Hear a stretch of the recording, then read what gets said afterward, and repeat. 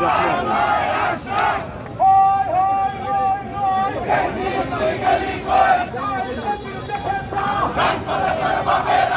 ভাই ভাই কিছু করে নি ভাই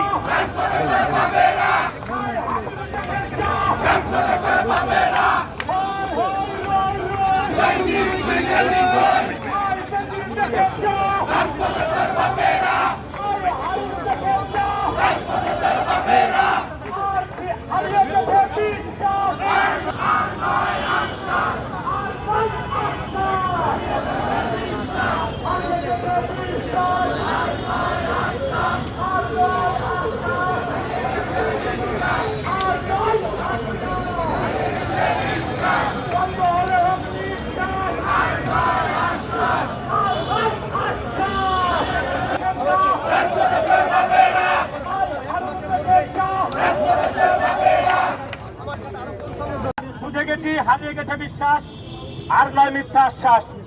আমরা যদি আমাদের রেজাল্ট নিতে হয়, আমরা বর্তমানে বৈষম্য বিরোধী সরকার আছে, আমরা সরকার প্রধানের কাছ থেকে আমাদের দাবির বিষয়ে আমরা জানবো। এবং যেহেতু আমাদের এখানকার ডিসি স্যার আজকে কালকেও ছিল, আমরা কোথাও প্রোগ্রাম কোথাও প্রত্যেক জায়গাতে বাধা সৃষ্টি হচ্ছে, কিন্তু স্যার আমাদেরকে সাহায্য করতেছেন এবং ডিসি স্যার কথা দিচ্ছেন আমাদেরকে আগামী রবিবারে স্বরাষ্ট্র উপদেষ্টার সাথে দেখা করাবেন। আমরা আমাদের ভিকটিম পুলিশ পরিবারের উদ্দেশ্যে বলতে চাই, আপনারা এই যে মিথ্যা আশ্বাসে আমাদের 2 জন পুলিশ সদস্য ভিকটিম সদস্য মারা গেছে হার্ট স্ট্রোক করে, কালকে বাদ জুম্মা প্রত্যেক মসজিদে আপনারা যেখানে অবস্থান করবেন তাদের রুহের মাগফিরাতের জন্য দোয়া কামনা করবেন। এই গতকালকের বন্ধের দিনের কর্মসূচি ঘোষণা করলাম এইটা। এবং রবিবারের দিন আপনারা কেউ ঢাকা ত্যাগ করবেন না, ঢাকাতেই থাকবেন, আশেপাশেই থাকবেন। রবিবারের দিন আমরা স্বরাষ্ট্র উপদেষ্টা স্যারের কাছ থেকে, আইন উপদেষ্টার কাছ থেকে আমরা আমাদের এই যে চাকরিপূর্ণ বহলের আমাদের বৈধ দাবি আমরা যুক্তি তর্কে আইনগতভাবে আমরা প্রমাণ করেছিলাম।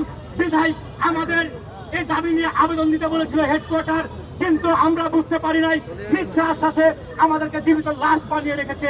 আমি বিশেষ করে এইখানে কর্মরত ডিসি স্যার আছেন, দায়িত্বরত স্যারের দৃষ্টি আকর্ষণ করবো। মাসুদ স্যার, আপনি দেখছেন কালকে থেকে আমাদের সাথে আছেন, প্লিজ স্যার আমাদেরকে অন্তত পক্ষে রবিবারে বাধা দিয়েন না।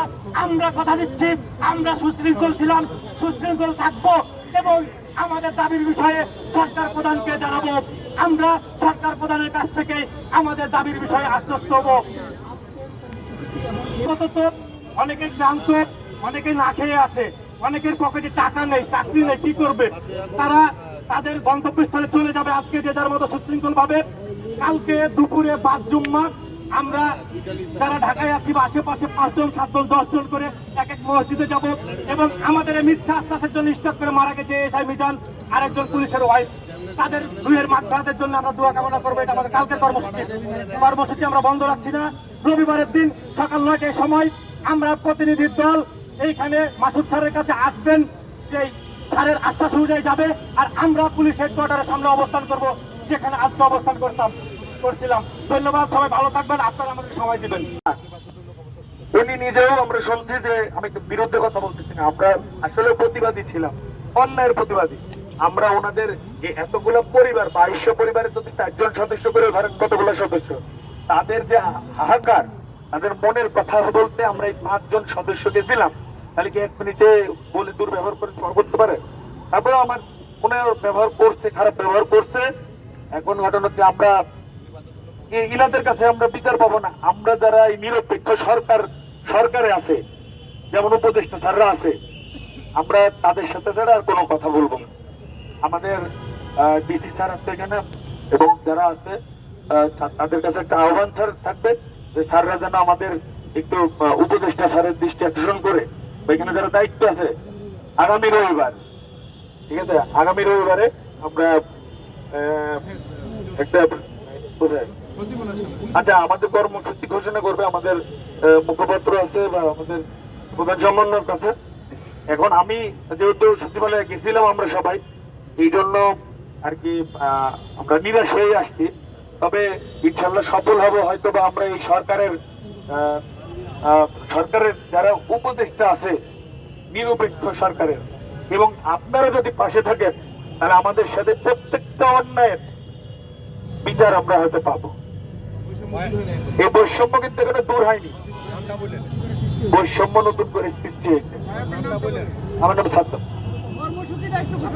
আমাদের কর্মসূচি গ্রহণ করবো, সমস্যা নেই।